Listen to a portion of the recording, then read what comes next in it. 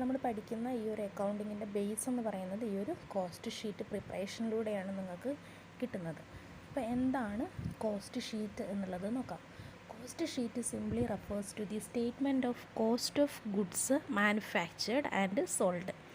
ഇത് കാണിക്കുന്നത് ഒരു സ്റ്റേറ്റ്മെൻറ്റാണ്. എന്തിനുള്ള സ്റ്റേറ്റ്മെൻറ്റാണ്? Cost of goods manufactured and sold. Goods manufacture ചെയ്യാനും അത് സെയിൽ ചെയ്യാനും വരുന്ന കോസ്റ്റ് അല്ലെങ്കിൽ അതിൻ്റെ സെയിൽസ് വാല്യൂയോ അല്ലെങ്കിൽ മാനുഫാക്ചറിങ് കോസ്റ്റോ കാണിക്കുന്ന സ്റ്റേറ്റ്മെൻറ്റിനെയാണ് എന്ത് പറയുന്നത്?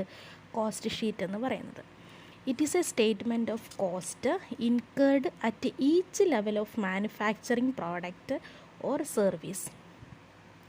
അപ്പോൾ ഈ ഒരു സ്റ്റേറ്റ്മെൻറ്റിനകത്ത് ഓരോ ലെവൽസിനകത്തും വരുന്ന കോസ്റ്റ്, അതായത് മാനുഫാക്ചറിങ്ങിൻ്റെ ഓരോ സ്റ്റേജിലും വരുന്ന കോസ്റ്റ് എത്രയാണെന്നുള്ളത് നമുക്ക് ഐഡൻറ്റിഫൈ ചെയ്യാൻ സാധിക്കും. It is a statement prepared to show the various elements and division of cost. അപ്പോൾ ഈ ഒരു സ്റ്റേറ്റ്മെൻറ്റിനകത്ത് എലമെൻറ്റ്സുകളും അതേപോലെ തന്നെ കോസ്റ്റിൻ്റെ ഡിവിഷൻസിനെയും കാണിക്കുന്നുണ്ട്. In short, cost sheet is a statement of various elements of cost. അപ്പോൾ കോസ്റ്റ് ഷീറ്റ് എന്ന് പറയുന്നത് കോസ്റ്റിൻ്റെ വാരിയസ് എലമെൻറ്റ്സിനെ കാണിക്കുന്ന ഒരു സ്റ്റേറ്റ്മെൻറ്റ് ആണ്.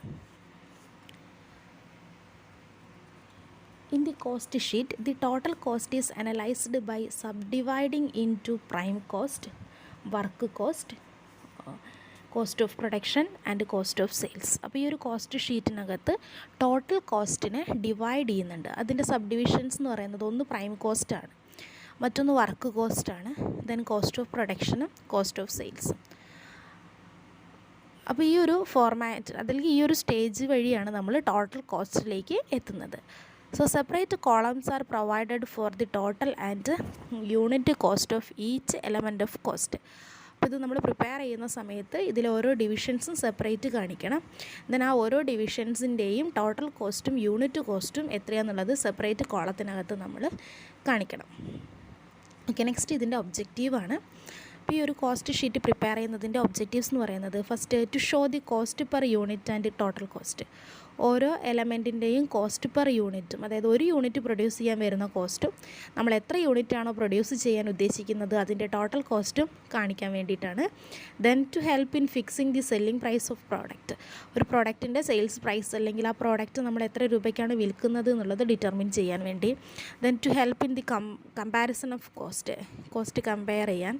Then to facilitate the process of cost control process എളുപ്പമാക്കാൻ. Then to show information relating to profit and sales, പ്രോഫിറ്റും സെയിൽസും റിലേറ്റ് ചെയ്യുന്ന ഇൻഫോർമേഷൻസ് കാണിക്കാൻ വേണ്ടിയിട്ട്. Then to facilitate the preparation of tender പ്രൈസിൻ്റെ കാൽക്കുലേഷൻ നമ്മൾ പഠിക്കുന്നുണ്ട്. അപ്പോൾ ടെൻഡർ പ്രൈസ് കാൽക്കുലേറ്റ് ചെയ്യാൻ വേണ്ടിയിട്ട്. Then to guide the management in the formulation of profitable production policy. Profitable ആയിട്ടുള്ള പ്രൊഡക്ഷൻ പോളിസി ഫോർമുലേറ്റ് ചെയ്യാൻ വേണ്ടിയിട്ട് മാനേജേഴ്സിനെ ഗൈഡ് ചെയ്യാൻ. Then to communicate information about cost to all levels of management in a simple and lucid style. അപ്പോൾ സിമ്പിളായിട്ടുള്ള ഒരു സ്റ്റൈലിൽ കോസ്റ്റിൻ്റെ information communicate ചെയ്യാൻ വേണ്ടിയാണ് നമ്മൾ ഈ ഒരു കോസ്റ്റ് ഷീറ്റ് പ്രിപ്പയർ ചെയ്യുന്നത്. അപ്പോൾ കോസ്റ്റ് ഷീറ്റ് നമ്മൾ പറയുന്നതിന് മുൻപേ ഇതിൽ ചില കാര്യങ്ങൾ നിങ്ങൾ മനസ്സിലാക്കേണ്ടതുണ്ട്. അപ്പോൾ അതാണ് ഇനി നമ്മൾ ഡിസ്കസ് ചെയ്യുന്നത്. അപ്പോൾ ഇത് ശ്രദ്ധിക്കണം. ഈ പറയുന്ന കാര്യങ്ങൾ നിങ്ങൾക്ക് കിട്ടിക്കഴിഞ്ഞാൽ മാത്രമേ കോസ്റ്റ് ഷീറ്റ് പ്രിപ്പയർ ചെയ്യാൻ സാധിക്കുള്ളൂ. ഓക്കെ, അപ്പോൾ ഇതാണ് കോസ്റ്റിൻ്റെ എലമെൻറ്റ്സ് കാണിക്കുന്ന ഒരു ചാർട്ട്. അപ്പോൾ കോസ്റ്റിനെ ബേസ്ഡ് ഓൺ എലമെൻറ്റ്സ് നമുക്ക് മെറ്റീരിയൽ, ലേബർ, എക്സ്പെൻസ് നമ്മൾ ഒരുപാട് തവണ പറഞ്ഞതാണ്, അതിലൊന്നും കൂടെ ശ്രദ്ധിക്കുക. അപ്പോൾ കോസ്റ്റിനെ നമ്മൾ മെറ്റീരിയൽ എന്നും ലേബർ എന്നും എക്സ്പെൻസ് എന്നും ഡിവൈഡ് ചെയ്തിട്ടുണ്ട്. അതിൽ ഓരോ എലമെൻറ്റിനെയും ഡയറക്റ്റ് പോർഷനും ഇൻഡയറക്റ്റ് പോർഷനുമായിട്ട് എഗെയിൻ ക്ലാസിഫൈ ചെയ്തിട്ടുണ്ട്. അപ്പോൾ മെറ്റീരിയലിൽ തന്നെ ഡയറക്റ്റ് മെറ്റീരിയലും ഇൻഡയറക്റ്റ് മെറ്റീരിയലും ഉണ്ട്, ലേബറിലും ഡയറക്റ്റ് ലേബറും ഇൻഡയറക്റ്റ് ലേബറും ഉണ്ട്, എക്സ്പെൻസിലും ഡയറക്റ്റ് എക്സ്പെൻസും ഇൻഡയറക്റ്റ് എക്സ്പെൻസും ഉണ്ട്. അപ്പോൾ എന്താണ് ഡയറക്റ്റ് പോർഷൻ, എന്താണ് ഇൻഡയറക്റ്റ് പോർഷൻ എന്നുള്ളത് നമ്മൾ ഡിസ്കസ് ചെയ്തിട്ടുണ്ട്. ഇനി ഈ ഓരോ കോമ്പോണൻസിൻ്റെയും ഡയറക്റ്റ് പോർഷൻസിനെ, അതായത് direct material plus direct labour plus direct expense is known as prime cost. അപ്പോൾ ഡയറക്റ്റ് മെറ്റീരിയലും ഡയറക്റ്റ് ലേബറിനെയും ഡയറക്റ്റ് എക്സ്പെൻസിനെയും കൂടെ അഗ്രിഗേറ്റ് ചെയ്ത് പറയുന്നതാണ് പ്രൈം കോസ്റ്റ്. ഇനി ഇതിൽ ഓരോന്നിലുള്ള indirect portions, indirect material, indirect labour, indirect expense, അതിനെ മൂന്നിനെയും കൂടെ ചേർത്ത് പറയുന്ന പേരാണ് ഓവർ ഹെഡ്സ്. അപ്പോൾ എന്താണ് ഓവർ ഹെഡ്, എന്താണ് പ്രൈം കോസ്റ്റ് എന്നുള്ളത് വ്യക്തമായിട്ട് മനസ്സിലാക്കണം. ക്ലിയർ ആയെന്ന് കരുതുന്നു. ഡയറക്റ്റ് പോർഷൻസിന് കംപ്ലീറ്റ് പറയുന്നത് പ്രൈം കോസ്റ്റ് എന്നും ഇൻഡയറക്റ്റ് പോർഷന് പറയുന്ന പേരാണ് ഓവർ ഹെഡ് എന്നും. ഓക്കെ. അപ്പോൾ ഒരു പ്രോഡക്റ്റിൻ്റെ കോസ്റ്റിന് നമ്മൾ എടുക്കുന്ന സമയത്ത് ഇതിൻ്റെ ടോട്ടൽ കോസ്റ്റിനകത്ത് പ്രൈം കോസ്റ്റും ഉണ്ടാവും, ഓവർ ഹെഡ്സും ഉണ്ടാവും. ആ ഓവർ ഹെഡ്സിന് നമ്മൾ 4ആയിട്ട് ഡിവൈഡ് ചെയ്യുന്നുണ്ട്. Factory over head, office and administration over head, selling over head and last one distribution over head. അങ്ങനെ 4 ക്ലാസിഫിക്കേഷൻസ് ഉണ്ട്. അതിൽ സെല്ലിംഗ് ആൻഡ് ഡിസ്ട്രിബ്യൂഷൻ ഒന്നിച്ച് എഴുതുന്നതിലും കുഴപ്പമില്ല. അപ്പോൾ അതിൽ ആദ്യത്തേത് നോക്കുക, ഫാക്ടറി ഓവർ ഹെഡ്. ഓവർ ഹെഡിൻ്റെ ഫസ്റ്റ് ക്ലാസിഫിക്കേഷനാണ് ഫാക്ടറി ഓവർ ഹെഡ്. എന്താണ് ഫാക്ടറി ഓവർ ഹെഡ് എന്നുള്ളത് നോക്കണം. അതിനകത്ത് എക്സാമ്പിളായിട്ട് കുറച്ച് ഐറ്റംസ് നമ്മൾ പറയുന്നുണ്ട്. ഈ ഐറ്റംസ് നിങ്ങൾ പഠിച്ച് വെച്ചാലേ പ്രോബ്ലം നമുക്ക് ചെയ്യാൻ സാധിക്കും. സോ ഫാക്ടറി ഓവർ ഹെഡ് എന്താണെന്നുള്ളത് നോക്കാം. It refers to all indirect cost incurred in connection with production. പ്രൊഡക്ഷനുമായിട്ട് റിലേഷൻ വരുന്ന എല്ലാ ഇൻഡയറക്റ്റ് കോസ്റ്റിനെയും നമ്മൾ ഫാക്ടറി ഓവർ ഹെഡ് എന്നാണ് പറയുക. They are expenses incurred in the factory for converting the raw materials into finished goods. അപ്പോൾ raw മെറ്റീരിയലിനെ finished goods ആക്കി convert ചെയ്യുന്ന സമയത്ത് ഫാക്ടറിയിൽ ഇൻക്ലൂഡ് ചെയ്യുന്ന അല്ലെങ്കിൽ ഫാക്ടറിയിൽ ഉണ്ടാവുന്ന ഇൻകേർഡ് ചെയ്യുന്ന എക്സ്പെൻസിനെയാണ് ഫാക്ടറി ഓവർ ഹെഡ്സ് എന്ന് പറയുന്നത്. Okay, they consist of indirect material, indirect labor and indirect expenses incurred in the factory. അപ്പോൾ ഫാക്ടറിയിൽ ഇൻകർ ചെയ്യുന്ന indirect material, indirect labour, indirect expense, അതിനെയാണ് ഫാക്ടറി ഓവർ ഹെഡ് എന്ന് പറയുന്നത്. So factory overhead is also known as work overhead, production overhead or manufacturing overhead. ഇപ്പോൾ factory ഓവർ ഹെഡിനെ work ഓവർ ഹെഡെന്നും പ്രൊഡക്ഷൻ ഓവർ ഹെഡെന്നും മാനുഫാക്ചറിങ് ഓവർ ഹെഡെന്നും പറയുന്നുണ്ട്. ഇനി മാനുഫാക്ചറിങ് ഓവർ ഹെഡിൽ അല്ലെങ്കിൽ ഈ ഒരു ഫാക്ടറി ഓവർ ഹെഡിൽ വരുന്ന ഐറ്റംസാണ് indirect material, indirect labour, rent, rate and insurance of factory building, then repairs and maintenance of factory building, then plant and machinery of factory, depreciation of factory building, factory lighting and heating, work managers salary, idle time and overtime wages of workers, then stationery and telephone expenses of factory. അപ്പോൾ factory related ആയിട്ട് വരുന്ന indirect എക്സ്പെൻസുകളാണ് factory over ഹെഡിൽ വരുന്നത്. Next പറയുന്നത് office and administration ഓവർ ഹെഡാണ്. It refers to all indirect cost incurred in connection with the general administration of the concern. അപ്പോൾ ഒരു സ്ഥാപനത്തിൻ്റെ ജനറൽ അഡ്മിനിസ്ട്രേഷന് വേണ്ടി വരുന്ന എക്സ്പെൻസുകളായാണ് നമ്മൾ office and administration overhead എന്ന് പറയുന്നത്. They include indirect material, indirect labor and indirect expenses incurred in connection with the general administration. അപ്പോൾ ഇവിടെ വരുന്ന ഓവർ ഹെഡ് എക്സ്പെൻസുകൾ directly connected to general administration ആണ്.